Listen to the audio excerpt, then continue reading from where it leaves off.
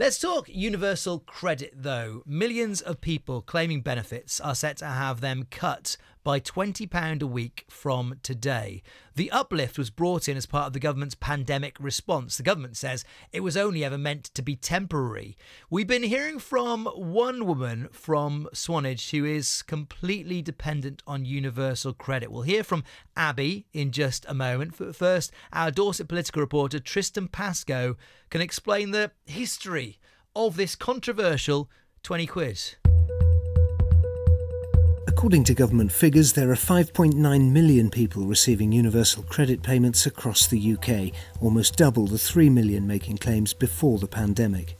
While some are seeking jobs and others unable to work, 40% of claimants are already employed, and these are in-work benefits. Work and Pensions Secretary Therese Coffey backed the cut and told BBC Breakfast last week claimants could recoup the £20 a week by working a couple of extra hours, pooh-poohed by opponents and charities. And there's pressure from all sides on the government to extend the uplift. 4 previous Work and Pensions Secretaries, including Ian Duncan Smith, architect of universal credit, have opposed the cut. So what about Abigail Parker from Swanage then, moved to Dorset in 2020 to start a new job, a job that disappeared during the pandemic. And having lost everything in a house fire, Abby is completely dependent now on universal credit. The £20 a week being removed means that she'll have £230 a month to live on.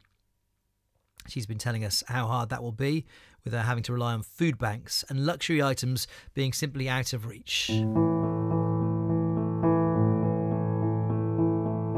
It's very depressing, actually. Anybody who's been through any kind of financial pressures know that's the thing that can affect how you feel on a day-to-day basis anyway. So to be existing at such an extreme low level is a constant battle, and it does affect how you feel, and it affects your whole life because you can't go anywhere, you can't do anything, you can barely afford, tea and coffee. So it's very restrictive, and it has actually a big impact on your mental health, which is a secondary issue but also very important.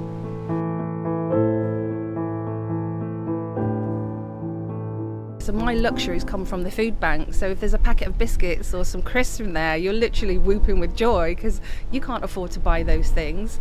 Buying like cleaning products and shampoo and shower gel, all these things are really expensive. So that takes a chunk of your money out as well. So you do kind of have to live on canned food, which obviously over a period of time does have a detrimental effect on your health because it's not fresh and it's not full of goodness. Not to say you're not completely thankful and grateful to receive it, but you can't shop in a way that you're keeping your health up at a time when we absolutely need to do that, and we need our strong immune systems. And if you've been through trauma or you're vulnerable, like myself, you absolutely need that even more so.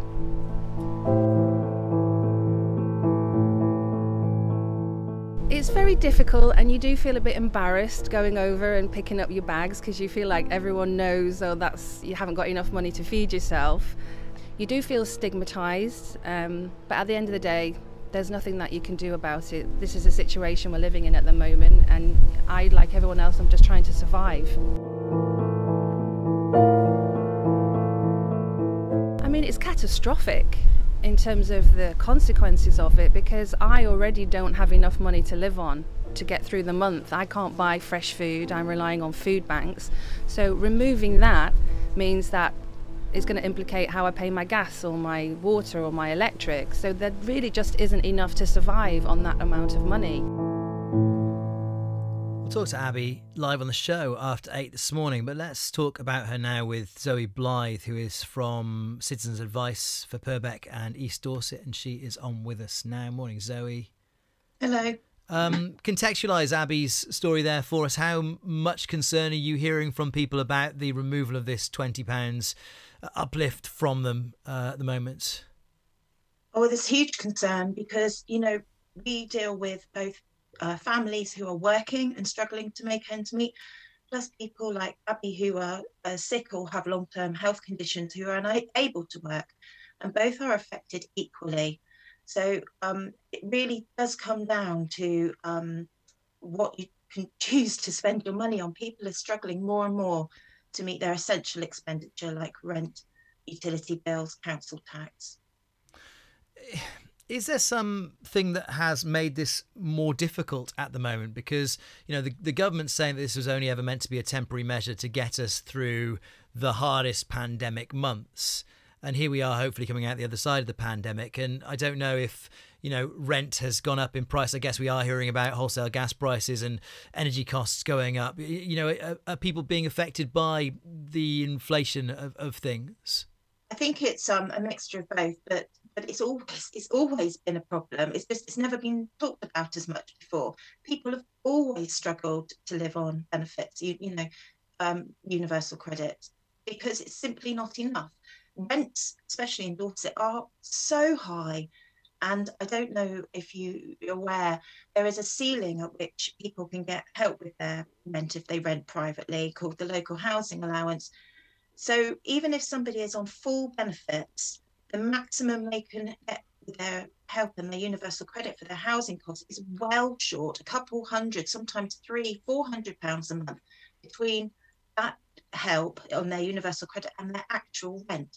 So they're having to find that extra money. I mean, that's a huge issue, trying to find affordable rental properties. That puts extra strain on people's budgets. And again, we heard from Tristan a few minutes ago, the government saying this is just £20, I'm paraphrasing here, but that people could work a couple of extra hours to, you know, top up their salaries with the amount that's been lost. And I've heard discussions about actually it could be as much as an extra 9 hours per week to earn this £20 because of the way that the universal credit tapers. Now, it's very complicated. I don't think we've necessarily got time for that here. No. But the kind of the key message maybe here is that this £20 is a large sum of money, even though it might not seem like it to people who are in full-time work. That's right, because they say it's only a couple of hours extra work, but by the time you apply your national insurance and your tax contributions, the 63% paper, which means you only keep 47 pence out of extra pound that you earn, increased pension contributions, increased childcare costs, increased travel costs. That's where they're kind of, the people that have crunched the numbers are coming out with actually somebody on the national living wage, which is about £8.91 an hour at the moment. It could reduce to as much as £2.24 an hour after all of those deductions, meaning that, yes, it's an extra day's work a week. And when you're already working full time, or you have childcare commitments, or you have somebody in your household with a disability that you need to care for, it's really not that simple just to go and do a couple of extra hours of work a week. It's very short-sighted of the government to say that. It shocked me at the time because I felt they don't even know how their own system works when they came out with that statement, how the taper works, how the work allowance works. It did make me very cross when I heard that. Zoe, appreciate you coming on this morning. Zoe Blythe from the Purbeck and East Dorset Citizens Advice. If you've been affected by the £20 uplift being removed, I'd love to hear from you. Steve Harris at breakfast.